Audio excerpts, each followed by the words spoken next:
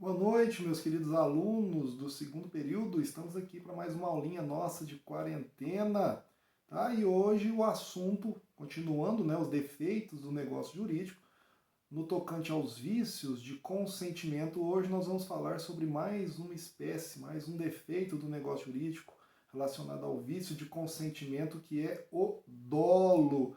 Como vocês já ouviram, a gente falou sobre o erro, né, que é a falsa percepção da realidade. Quem sabe o que é o erro, é fácil distinguir o dolo. O que é o dolo? É o erro provocado. Essa falsa percepção da realidade, ela é provocada, ela é induzida, ou seja, o erro macula a declaração da vontade, existindo aí uma flagrante má-fé do declarante. Ele te induz de forma dolosa, de forma intencional, a um erro provocado. E esse dolo, ele causa a invalidade do negócio jurídico, né? Ele causa anulabilidade do negócio jurídico, ele causa de anulação, ele é o erro provocado, ele é aquele artifício malicioso empregado pela pessoa no sentido de te induzir a uma falsa percepção da realidade, ou seja, te induzir a um erro, tá bom? Esse erro, ele é carregado de má fé, tá? Ele tem nessa má fé dele, a pessoa age de forma dolosa para induzir a pessoa a cair num erro, né, uma falsa percepção da realidade. O direito romano, ele classifica o erro, perdão, ele classifica o dolo em duas espécies: o dolus malus, ou seja, o dolo maligno, o dolo mal, e o dolo bonus, ou seja, o dolo bom. Qual que é a diferença do dolus malus para o dolus bonus? Bom, o dolo malus é aquela flagrante vontade que a pessoa tem de te prejudicar, de te induzir a um erro tão grave que vai te prejudicar de alguma forma no negócio jurídico. O dolus bonus, ele não é considerado um vício do negócio jurídico, ele é apenas uma exaltação nas características daquele objeto que está sendo colocado dentro do negócio jurídico. É a famosa lábia de comerciante. Não é contar mentiras, tá? Mas é tão somente destacar as características do objeto. Por exemplo, nós temos aqui do meu lado um vademecum. Eu posso falar, olha, esse vademecum da Saraiva, ele é excelente, contém todas as legislações, ele é fácil de ser pesquisado, ele é dividido os códigos de maneira clara, né? Muito gostoso de ler, as letras não são tão miúdas, ele é leve, ele é fácil de ser carregado, ele é compacto, cabe em bolsas, é fácil de você levar ele vem com QR Code para você pesquisar novas legislações que são introduzidas posteriormente ao lançamento da edição dele. Eu não estou contando mentira, ele possui essas qualidades. Eu só estou enaltecendo estas qualidades dele. Então, esse tipo de dolo, vamos dizer assim, não é no intuito de levar a pessoa a tomar um prejuízo. Ele é no intuito tão somente de ressaltar as boas características que o produto possui. Então, ele não invalida o negócio jurídico. O dolus malus, sim, este invalida, pois eu tenho a má fé, eu tenho a intenção de causar prejuízo. Outra coisa que me perguntam muito é a respeito de mensagens subliminares, aquelas mensagenzinhas que são imbuídas no nosso subconsciente, sem percebermos, né, estamos comprando, né, atiça a nossa gana de consumidor para fazermos compras e tudo mais. Essa mensagem subliminar, Murilo, ela invalida o negócio jurídico? Sim, ela invalida o negócio jurídico se for juridicamente comprovada que ela é reprovável, que ela está induzindo a pessoa a fazer negócios. Bom, o dolo, né, conforme dispõe o artigo 145 do Código Civil, ele se torna invalidante quando ele é a causa principal da realização do negócio jurídico. Se ele for um dolo acidental, ou seja, aquele dolo que está depois da formação do negócio jurídico, ele não gera a anulação dele, tá bom? Ele só repercute em eventuais perdas e danos. Dentre o dolo, nós temos várias subespécies de dolo. Nós temos o dolo principal, está lá no artigo 145 do Código Civil, é aquele que ataca a causa do negócio jurídico, ou seja, a sua própria substância, a sua essência, e ele anula o negócio jurídico. Quando que existe esse dolo principal? É aquele onde o negócio jurídico só foi realizado porque houve um induzimento malicioso de uma das partes. Se não fosse por causa desse convencimento, não haveria sido feito o negócio jurídico. Então, esse é o dolo principal. Como eu disse para vocês, existe o dolo acidental. E esse dolo ele é meramente acidental, ou seja, ele não anula o negócio, mas apenas ele gera uma obrigação de pagar eventuais perdas e danos, pois esse dolo acidental ele repercute em questões secundárias do negócio jurídico. O negócio jurídico seria realizado de todas as formas, embora por outro modo. Tem o dolo negativo, artigo 147, onde há uma quebra de boa-fé por omissão dolosa da vontade. Tá? Isso acontece demais nos negócios jurídicos bilaterais, ou seja, onde ambas as partes têm direitos e têm obrigações. Então, o silêncio, né, intencional de uma dessas partes sobre determinada característica do negócio jurídico faz com que haja esse dolo negativo, ou seja, você não atribuiu a realidade do negócio para a pessoa. Por exemplo, eu vou fazer uma compra de um carro e aquele carro já foi batido, né, já teve algum acidente envolvendo com ele. E eu faço a pergunta para a pessoa, eu falo, esse carro aqui já houve alguma colisão, alguma batida com ele? Não, imagina, esse carro está ótimo, pode comprar. Não que o carro esteja com defeito nem nada, não, o carro de fato está até bom, dá para você andar, fazer toda a utilidade que um carro lhe possui. Contudo, houve uma intenção, pois ele sabia que se caso ele falasse que o carro já haveria tido algum sinistro, alguma batida, poderia reduzir o valor dele ou eu não faria o negócio. Nós temos também o dolo do representante, está lá no artigo 149, do representante legal das partes. Lembrando que esse dolo ele não é praticado pela própria pessoa, pelo contratante ou pelo contratado, mas sim por um representante legal dessas pessoas. Nesse caso, ele só responde, o representante legal, a pessoa só responde caso ela tenha conluio subjetivo, ou seja, liame subjetivo com o representante legal. Ela sabia da intenção dolosa do representante legal. Assim, ela responde civilmente e causa anulação do negócio jurídico. Caso ela não tenha conhecimento, esse representante legal agiu de forma que ela não tinha conhecimento dessas ações dele, dolosa, né? Ela não responde civilmente, e sim tão somente o seu representante, tá bom? Existe o dolo recíproco ou dolo bilateral, tá lá no artigo 150, e lembrando que dolo com dolo ambos se compensam, onde as duas partes agiram de forma dolosa, então esse dolo recíproco gera anulação, um com o outro eles se colidem e o negócio não há compensação de dolos, ambas as partes procederam com dolo, nenhuma pode alegar para que seja nulificada, né, para que seja anulado o negócio jurídico, tá bom? E, eventualmente, o que pode se pedir aí é uma reclamação por eventuais perdas e danos, mas como que o juiz faz um julgamento disso? Né? Já que as duas partes agiram de forma dolosa, quebra-se o negócio, desfaz o negócio e cada um que arque com o seu próprio prejuízo. O dolo de terceiro, não confundam esse terceiro com o representante legal de uma das partes, é quando uma terceira pessoa age de forma dolosa, também é objeto de nulidade.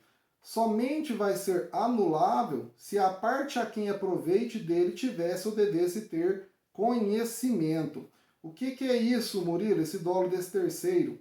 Bom, eu vou fazer um negócio jurídico, imaginemos que uma pessoa dispõe de um terreno para que eu faça compra desse terreno, alguém vem e me oferece um terreno, e ele combina com a terceira pessoa, para essa pessoa chegar perto de mim posteriormente e falar assim, oh, você viu, tem um terreno ali para vender, esse terreno é excelente, esse terreno é muito bom, você tem que comprar, olha, se você não vai comprar, eu vou comprar porque é um ótimo investimento, isso, aquilo, ou seja, essa terceira pessoa me induziu a um erro. Ela agiu de forma intencional a me prejudicar, já que o terreno não tem toda essa valorização e fui passado na lábia, tá ok? Depois vocês estudem essas formas de dolo.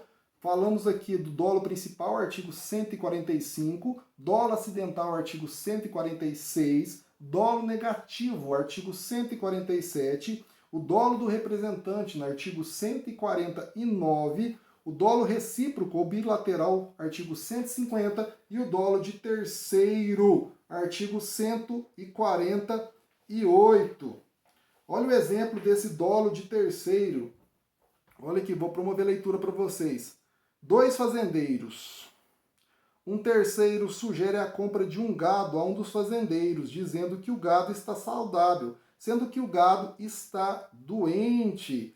O negócio jurídico será invalidado se constatar que o fazendeiro proprietário soubesse ou tivesse como saber que o terceiro mentiu a respeito da situação do gado. Então esse dolo de terceiro, ele só é causa de anulação, anulabilidade do negócio jurídico, se aquela pessoa a quem o negócio beneficia, traz benefícios, tivesse conhecimento da intervenção desse terceiro. Aí, no caso, ambos respondem por essa atitude dolosa. Continuando ainda nos nossos negócios jurídicos, né, mais um vício de consentimento, nós temos a famosa coação. O que é a coação, Murilo? Enquanto o dolo é caracterizado pelo ardil, né, pela conversa, pela intenção de prejudicar, a coação ela já é a violência psicológica. Ou seja, a coação é aquela atitude moral, uma coação moral que causa a anulação do negócio jurídico. É quando uma das partes ela é vitimada através de uma violência psicológica para que ela realize o negócio jurídico, já que a sua vontade interna era não realizar aquele negócio jurídico, mas ela sofre uma violência psicológica e assim ela faz o negócio jurídico. Está lá no artigo 151 do Código Civil. É a famosa coação moral, ela embaraça a manifestação da vontade livre e consciente e gera a anulação do negócio jurídico. Exemplo. Tem um exemplo muito comum de coação, são os famosos flanelinhas, né? Olha, pode estacionar o seu carro aqui, aí o senhor me dá uma ajuda porque que é muito perigoso. O pessoal aqui costuma roubar os carros, arranhar os carros, chutar as portas do carro. Eu vou olhar para o senhor pelo mero pagamento de R$ 50. Eu não ia pedir para ele olhar meu carro, eu não ia pagar para ninguém olhar meu carro, eu ia estacionar meu carro numa via pública, mas eu estou tendo que fazer um contrato de prestação de serviço de vigilância sobre o meu carro, porque ele me colocou um certo medo, ele fez uma violência psicológica sobre mim. Ou seja, eu só fiz esse negócio graças àquela violência psicológica que o flanelinha praticou sobre mim. Olha o que dispõe o artigo 151. A coação para viciar a declaração da vontade há de ser tal que incuta ao paciente fundado temor de dano iminente e considerável à sua pessoa, à sua família ou aos seus bens. Tá? Então, ele tem que colocar um medo e eu tenho que sentir aquele medo. Ele tem que incutar em mim um determinado temor que algo possa acontecer à minha própria pessoa, às pessoas da minha família ou aos meus bens. Lembrando que hoje a própria Constituição ela dispõe que família não é mais questão de sangue, não são mais laços sanguíneos, mas a família hoje, o conceito dela é uma família afetiva. Então isso pode acontecer na realização de negócios jurídicos até quando eu sou ameaçado de forma psicológica a um eventual dano que possa acontecer a um amigo meu, a minha namorada, tá? Alguém da minha convivência muito próximo, algum ente querido meu, mesmo que não tenha laços sanguíneos, tá ok? E lembrando que a violência psicológica é sobre um eventual dano iminente e considerável à minha pessoa, aos meus bens ou a alguém da minha família. E essa coação, ela sempre vai ser apreciada conforme o caso concreto, conforme dispõe o artigo 152 do nosso Codex Civilis, que eu promovo leitura para vocês. No apreciar a coação, ter-se-ão em conta o sexo, a idade, a condição, a saúde, o temperamento do paciente e todas as demais circunstâncias que possam influir na gravidade dela. Aqui nós não vamos analisar o famoso homem médio, né? Nós temos que analisar as características individuais de determinada pessoa. Uma pessoa que está numa depressão grave, qualquer ameaça que você faça sobre ela, ela fará um negócio jurídico. Qualquer violência psicológica que você fazer sobre ela. Ou uma pessoa que está com a sua saúde boa, com a cabeça boa, dependendo do jeito que for feita a coação para ela, ela não terá medo nenhum. Então ela não vai fazer o negócio jurídico. Nós temos que ver que esse negócio jurídico só é feito em razão dessa violência psicológica, mas essa violência psicológica, elas tem que ser tal que de fato ela coloque um temor naquela pessoa. Aí nós vamos analisar a questão de idade, sexo, temperamento, condição psicológica dessa pessoa, para ver se essa coação de fato houve uma concretude nessa ameaça ou não. Vamos dar um exemplo onde, Murilo, se você não vender seu carro para mim, eu vou sair espalhando para os outros que você é uma pessoa boba. Para mim, isso não é coação psicológica alguma, tá bom? Agora, diferentemente, eu tenho 2 filhos. Olha, Murilo, se você não fizer esse negócio comigo, aquele seu filho que estuda na escola tal, no horário tal, vai que pode, né, acontecer alguma coisa, acidentes acontecem, Murilo.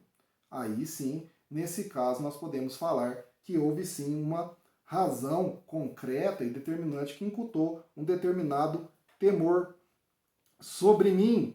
Outra situação das coações são o famoso temor reverencial e ameaça de exercício regular de direito. O que é o temor reverencial?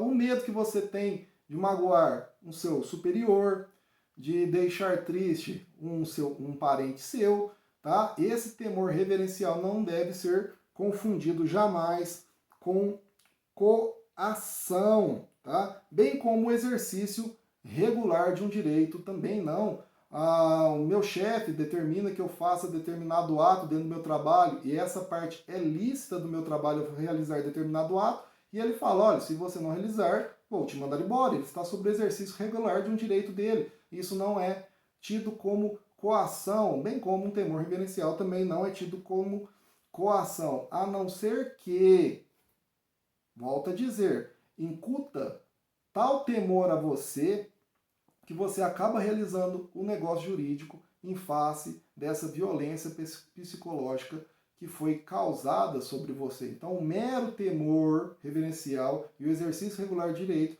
não é tido como coação, a não ser que ele ultrapasse essa reverência e esse exercício regular do direito, e assim ele pode sim se tornar uma coação, ok? O que seria, Murilo? Eu preciso de um exemplo para mim imaginar isso, como que é ser feito.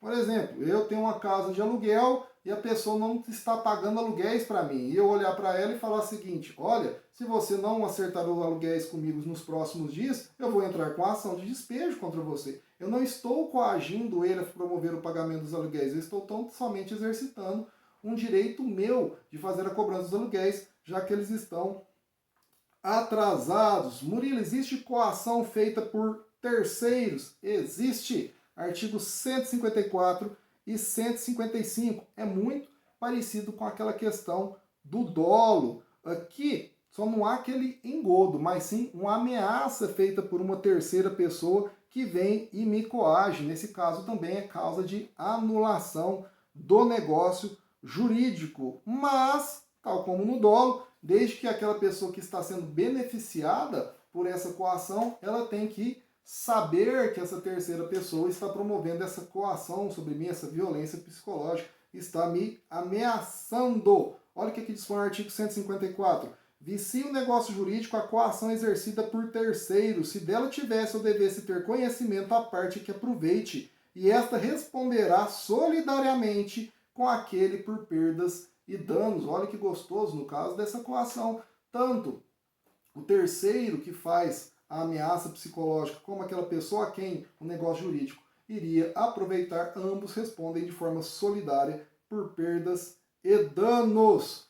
Por último, para terminarmos, o coação, olha o artigo 155 que ele diz: subsistirá o negócio jurídico se a coação decorrer de terceiro, sem que a parte a que aproveite dela tivesse ou devesse ter conhecimento, mas o autor da coação responderá por todas as perdas e danos que houver causado ao coacto. Então aqui, se a pessoa a quem o negócio beneficiou não tinha conhecimento da ação desse terceiro, dessa coação praticada por esse terceiro, quem responde por eventuais perdas e danos é tão somente o terceiro.